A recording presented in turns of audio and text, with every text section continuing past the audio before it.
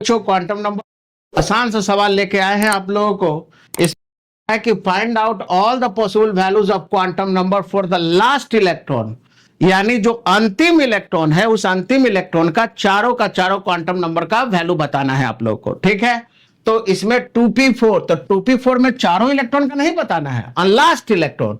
तो हम लोग देख रहे हैं कि पहले क्या कर दो, ये तो पता है कि चारों इलेक्ट्रॉन 2 में गया होगा तो अंतिम इलेक्ट्रॉन भी 2 ही में गया होगा, तो n और l तो पता चल जाएगा, n 2 है ना, और p के लिए l का वैल्यू कितना होगा 1। अब m और s देखने के लिए p में ऑर्बिटल बनाना होगा, p में कितना ऑर्बिटल होता है 3, और इस ऑर्बिटल का वैल्यू l से डिसाइड होता है, यानी -1 0 +1। अब चौथा इलेक्ट्रॉन किस में गया होगा, तो ये पहला हो गया, ये दूसरा हो गया, ये तीसरा हो गया, और ये चौथा इलेक्ट्रॉन हो गया, यानी लास्ट इलेक्ट्रॉन यहां आया। तो लास्ट इलेक्ट्रॉन किस में गया है, -1 में, और कैसे नीचे की तरफ है, यानी आप लोग का नीचे की तरफ है तो -½ हो गया। ठीक है, यानी एंटी क्लॉकवाइज डायरेक्शन में यह -½ उसी तरह से 3d8 में, तो 3d8 के लिए आराम से बना लेंगे। n कितना हो गया, तो n तो 3 हो गया, 8वें इलेक्ट्रॉन का। l क्या है, तो किसके मकान में है, d का, d के लिए l का वैल्यू सबका कितना हो जाएगा 2, तो अंतिम इलेक्ट्रॉन का भी यही हो जाएगा।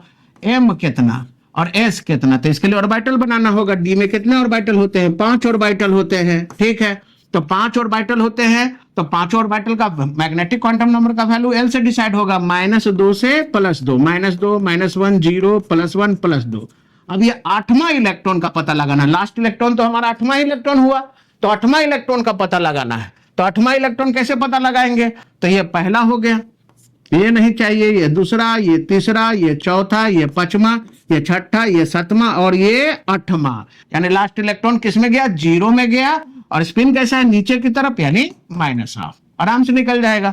3d3 के लिए देख लेते हैं, तो n का वैल्यू तो सबका आप लोग का कितना हो गया, 3 ही हो गया, l का वैल्यू 2 हो गया। अब m और s के लिए ऑर्बिटल बनाना पड़ेगा, तो d में 5 ऑर्बिटल आप लोग का, 1 2 3 4 5 है ना, 1 2 3 4 5। ठीक है, ऑर्बिटल 1 2 3 4 5, और d का वैल्यू कहां से शुरू होगा, l का 2 है, तो -2 से कहां +2, तो कितना है आप लोग का, तो तीसरा इलेक्ट्रॉन, तो ये हो गया पहला, ये हो गया दूसरा, ये हो गया तीसरा, यानी इसी के बारे में पूछ रहा है। तो इसका कितना हो गया 0, और s का वैल्यू हो गया ऊपर है तो +½ ठीक है, आराम से पता कर लेंगे। इसी तरह से प्यारे बच्चों 2p2 में अगर आ जाए, तो 2p2 में हम लोग कैसे निकालेंगे, तो 2p2 में तो n का वैल्यू तो निकल जाएगा कि 2 है, l निकल गया, p के लिए 1, m कितना, s कितना, तो p में कितना ऑर्बिटल होता है, 3 ऑर्बिटल होता है आप लोग का, और इसका l का वैल्यू 1 है, तो ये -1 0 +1 मैग्नेटिक क्वांटम नंबर हो गया।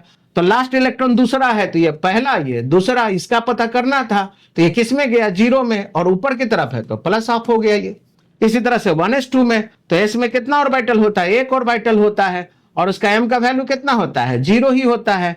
तो हम लोग को लास्ट इलेक्ट्रॉन निकालना है, तो n कितना, तो दोनों इलेक्ट्रॉन 1 में गया, दोनों s में है, तो l का वैल्यू 0, m कितना हो जाएगा, तो m कितना हो जाएगा वो आसानी से निकाल लेंगे, किस में गया है 0 में, तो 0 हो गया, और s कितना, तो पहला है और ये दूसरा है, यानी लास्ट इलेक्ट्रॉन ये है, तो लास्ट इलेक्ट्रॉन कैसे है आप लोग का, एंटी क्लॉकवाइज में, तो -½ तो आसानी से प्यारे बच्चों हम लोग पता कर लेंगे कि किसका है वो। ठीक है, इसी तरह से कुछ और क्वेश्चन हम लोग देख लेते हैं। अगर क्वांटम नंबर दे के और पूछेगा कि कौन सा कॉन्फ़िगरेशन से ये बिलोंग करता है, तो वो भी सकते हैं, है ना। ऐसा है कि the given set of quantum number belongs to, किससे ताल्लुक रखता है, क्या क्या है दिया हुआ है ना, the given set of quantum number belongs to, ये जो गिवन सेट है अंतिम इलेक्ट्रॉन का होगा। ठीक है, तो अंतिम इलेक्ट्रॉन का कुछ दिया हुआ है, the given set of quantum number belongs to, n का वैल्यू दिया हुआ है आप लोग का 3, l का वैल्यू दिया हुआ है आप लोग का, l का वैल्यू दिया हुआ है 2, m का वैल्यू दिया हुआ है 0, s का वैल्यू दिया हुआ है -½ ठीक है, और आप लोग का जो ऑप्शंस है वो दिया हुआ है आप लोग का 3d3, 3d8 है ना, 3p3 या 3p2 कौन है। तो पहले तो हम लोग देख रहे हैं 3 है, n का वैल्यू 3 है, तो 3 तो सब में है आप लोग का, एल का वैल्यू 2 है तो 2 है तो या तो ये वाला होगा या ये वाला होगा, है ना, क्योंकि पी के लिए तो एल का वैल्यू 1 होता है, तो सी और डी तो कैंसिल हो गया ऐसे ही। अब हम लोग देख रहे हैं कि एम 0 है और एस -1/2 है, तो कौन हो सकता है? तो ये तो पता चल गया कि यही दोनों में से कोई होगा। तो हम लोग क्या करेंगे, हम लोग देख रहे हैं कि डी में गया है ना, तो एल 2 है यानी डी हो गया। डी में कितने ऑर्बिटल्स होते हैं? तो डी में होते हैं आप लोग के 5 ऑर्बिटल्स, 1 2 3 4 5, और उसका वैल्यू कहां से कहां होगा? -2 -1 0 +1 +2। ठीक है, अब हम लोग को क्या कर रहा है, ऑर्बिटल तो बना लिए।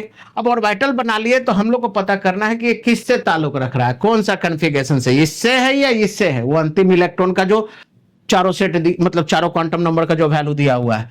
तो हम लोग देख रहे हैं कि m 0 है यानी वो 0 में गया है, तो इसका मतलब ये पार ही करके गया होगा 0 में, 2 3। अगर ये है तो d का वैल्यू 3 हो गया, 1 2 3 इलेक्ट्रॉन है तो 3d, लेकिन s का वैल्यू यहां दिया हुआ है कि -½ होना चाहिए, मतलब ये ऐसे रहेगा तो +½ तो -½ रहना चाहिए, मतलब कि इसको भर के वापस आएगा, तो इसका मतलब कि ये नहीं है। ठीक है, ये 5 हो गया, फिर 6 हो गया, 7 हो गया, ये 8 इसकी बात कर रहा है, क्योंकि ये नीचे हर 0 में गया है, यानी इस इलेक्ट्रॉन का दिया हुआ है, और इस इलेक्ट्रॉन का दिया हुआ है, तो इलेक्ट्रॉन कितना हो गया? 2 2 4 2 6 7 और 1 8, यानी आपका आंसर होगा बी। ठीक है, तो यहां से हम लोग इस तरह से पता कर लेंगे, कोई भी आप लोग का क्वांटम नंबर का वैल्यू दिया होगा तो वहां से हम लोग निकाल सकते हैं। ठीक है, तो यहां पे मान लो इसमें 2 सवाल कर लेते हैं, एक पहला, एक और दे देते हैं। n का वैल्यू 2 है, l का वैल्यू 1 है, m का वैल्यू 0 है, s का वैल्यू जो है वो +½ है।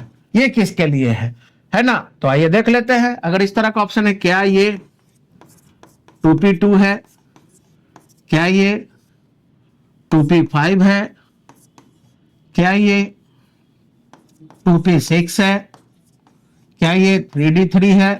तो इसके लिए हम लोग क्या करेंगे, n का वैल्यू 2 है, l का वैल्यू 1 है, तो 1 किसके लिए? p के लिए है, तो ये तो ऐसे ही कैंसिल हो गया। अब ये तीनों में देखना है कि किसके लिए है, तो p में कितने ऑर्बिटल्स होते हैं? 3 ऑर्बिटल्स होते हैं, और उसका वैल्यू कितना होगा? तो L1 है तो -1 0 +1, तो कौन सा इलेक्ट्रॉन है? तो जाहिर सी बात है कि आप लोग का n का वैल्यू तो 2 हो ही गया, आप लोग का l का वैल्यू 1 है, ये तो पता है कि 2p में है, m 0 में आ रहा है, तो 0 में आ रहा है मतलब ये नहीं, ये होगा, और s का वैल्यू +½ है, तो ये तो +½ है, मतलब इसी की बात कर रहा था। टोटल इलेक्ट्रॉन p में कितना? 2 होना चाहिए, तो 2p2 यानी आंसर कौन हो गया? ए। तो आशा करते हैं कि आप लोग को समझ में आया होगा क्वांटम नंबर का क्वेश्चंस। तो इसी तरह के वीडियो को ज्यादा से ज्यादा देखने के लिए चैनल लाइक कीजिए, वीडियो को लाइक कीजिए, शेयर कीजिए, और बने रहिए प्रिपरेशन मंत्रा के साथ। Thank you.